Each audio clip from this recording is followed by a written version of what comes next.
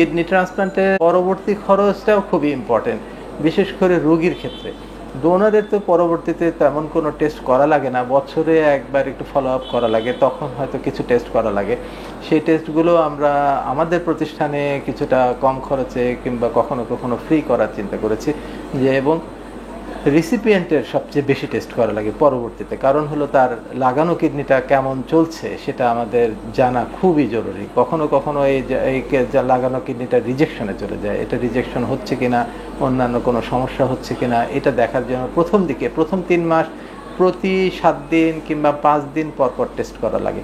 এই টেস্টগুলোতে সাধারণত আমাদের 700-800 টাকা খরচ হয়, আমরা সেটা ফ্রি করি, যে পরবর্তীতে যতবার ট্রান্সপ্লান্ট করার পরে যতবার তার ফলো আপ হবে। প্রথম 3 মাসে প্রায় সপ্তাহে একবার, মানে একটা রোগী ছুটি হওয়ার আগে প্রায় 20 বার এরকম টেস্ট করা লাগতেছে, এবং পরবর্তীতে বাসায় চলে যাওয়ার পরে 15 দিন পর পর আসে প্রথম কিছুদিন, তারপরে প্রতি মাসে একবার আসে। এরকম আমাদের প্রায় 10 বছরের রোগী আছে যারা প্রতি মাসে কিংবা 2 মাস পর পর আসছে এবং ফলো আপ করছে।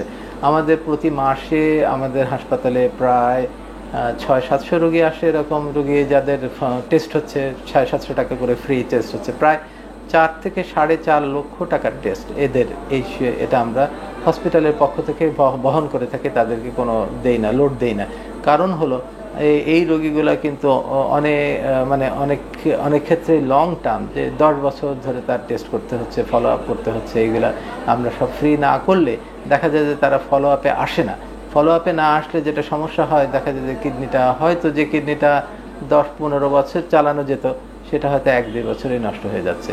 এই জিনিসটা হচ্ছে সবচাইতে মারাত্মক। আমরা এত কষ্ট করে, এত করে, রুগী এত কষ্ট করে একটা ডোনার দিয়ে ট্রান্সপ্লান্ট করলো, সেটাই যদি না টিকে তাহলে সার্থকতা থাকে না। তো সেই জন্য আমরা এই জিনিসটা আমরা করেছি। তাতে খুব বেশি আমাদের যে হসপিটালের উপরে লোড পড়ে তা কিন্তু নয়, কারণ হলো আমরা আমাদের যে যন্ত্রপাতি দিয়ে অন্যান্য টেস্ট করছে সেই যন্ত্রপাতি দিয়েই করি, যেসব স্টাফ কাজ করেন তাদেরকে দিয়েই এইসব টেস্টগুলি করিয়ে ফেলি।